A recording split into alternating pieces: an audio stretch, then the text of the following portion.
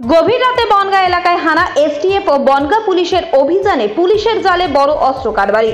রাজ্য পুলিশের এসটিএফ এবং বনগাঁ থানা যৌথ অভিযান চালিয়ে বৃহস্পতিবার গভীর রাতে বনগাঁ থেকে এক অস্ত্র কারবারিকে গ্রেফতার করে। ধৃতদের কাছ থেকে দুটি 7mm পিস্তল, 4টে ম্যাগাজিন এবং 4 রাউন্ড গুলি উদ্ধার হয়েছে। ধৃতের নাম জামাল মণ্ডল, বনগাঁর ভাসানপোতা এলাকার বাসিন্দা। সে ধৃত অস্ত্র কারবারির কাছে কোথা থেকে এত অস্ত্র আসলো তা নিয়ে তদন্ত শুরু করেছে পুলিশ। অভিযুক্ত জামাল মণ্ডলকে বনগাঁ মহকুমা আদালতে তোলা হয়। গভীর রাতে বনগাঁ এলাকায় হানা এসটিএফ ও বনগাঁ পুলিশের অভিযানে পুলিশের জালে বড় অস্ত্র কারবারি। রাজ্য পুলিশের এসটিএফ এবং বনগাঁ থানা যৌথ অভিযান চালিয়ে বৃহস্পতিবার গভীর রাতে বনগাঁ থেকে এক অস্ত্র কারবারিকে গ্রেফতার করে। ধৃতদের কাছ থেকে দুটি 7mm পিস্তল, 4টে ম্যাগাজিন এবং 4 রাউন্ড গুলি উদ্ধার হয়েছে।